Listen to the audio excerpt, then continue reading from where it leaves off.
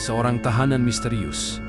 Dikurung lebih dari 30 tahun, wajahnya tak pernah terlihat karena selalu ditutupi sebuah topeng besi. Ia bukan penjahat biasa. Ia dijaga seperti bangsawan, tapi hidupnya diperlakukan seperti hantu. Hingga hari ini, tak ada yang benar-benar tahu siapa dia. Inilah kisah nyata yang menjadi salah satu misteri terbesar dalam sejarah Prancis, The Man in the Iron Mask.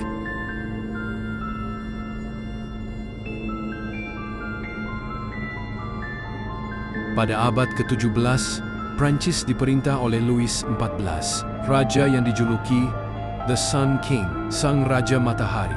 Ia membangun Istana Versailles yang megah, simbol kekuasaan absolut dan kemewahan tak tertandingi. Namun di balik cahaya keagungannya, tersimpan bayangan rahasia. Di antara arsip kerajaan, tercatat seorang tahanan yang tidak pernah disebut namanya. Satu-satunya yang pasti, ia selalu mengenakan topeng.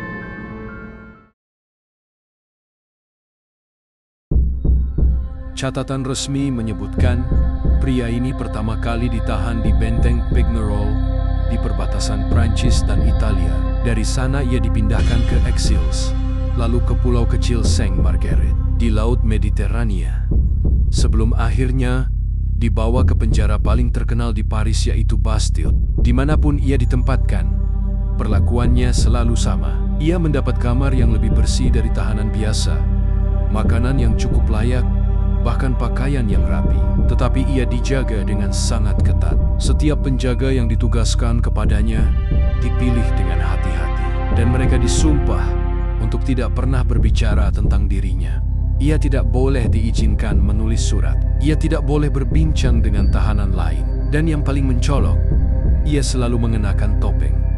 Legenda menyebut topeng itu terbuat dari besi hitam yang berat. Bayangkan, hidup bertahun-tahun dengan wajah yang terkunci di balik logam dingin.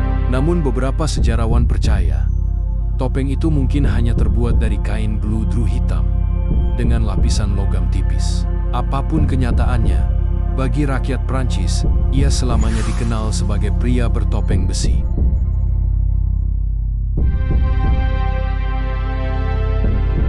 Pertanyaan terbesar pun lahir, siapa orang ini?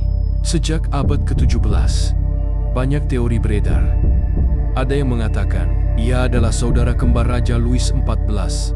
Jika benar, maka wajahnya persis sama dengan sang raja. Bayangkan ancaman yang ditimbulkan bila rakyat mengetahui ada dua orang dengan wajah yang sama. Satunya di tahta, satunya lagi di penjara.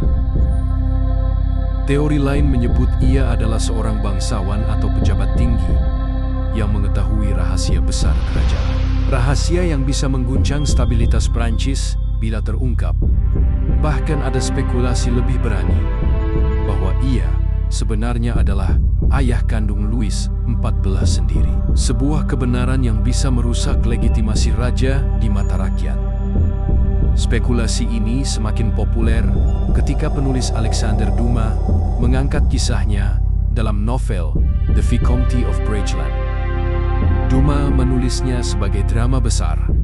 Prancis memiliki dua raja, satu memerintah, satu lagi dikurung selamanya di balik topeng besi. Novel itu menjadikan legenda ini abadi, dan dunia pun percaya bahwa pria misterius itu bukan sembarang tahanan, melainkan seorang pangeran yang dirampas haknya.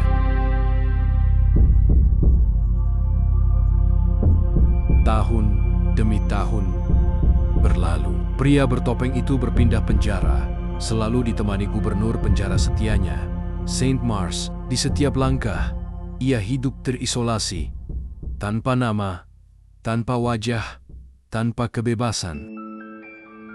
Pada tahun 1703, setelah lebih dari 3 dekade dikurung, pria misterius itu meninggal di Bastille. Catatan resmi menulis bahwa ia dimakamkan dengan nama Marchioli. Namun para sejarawan yakin itu hanyalah nama palsu, sebuah penutup rapat agar jejak aslinya hilang selamanya. Kuburannya pun tidak pernah ditemukan. Ia meninggal sebagaimana ia hidup, sebagai teka-teki yang tak terpecahkan. Sejak kematiannya, Nama The Man in the Iron Mask menjadi legenda. Ia menjadi simbol tentang bagaimana seorang manusia bisa dihapus dari sejarah demi menjaga rahasia kekuasaan. Bagi rakyat Prancis, ia adalah gambaran kekejaman monarki absolut, bahwa seorang raja bisa mengurung seseorang selamanya hanya karena keberadaannya dianggap berbahaya. Bagi dunia, ia adalah misteri yang menolak mati. Hingga kini, sejarawan masih berdebat, apakah ia bangsawan, pelayan, saudara kembar raja, atau sosok lain yang tak pernah kita bayangkan.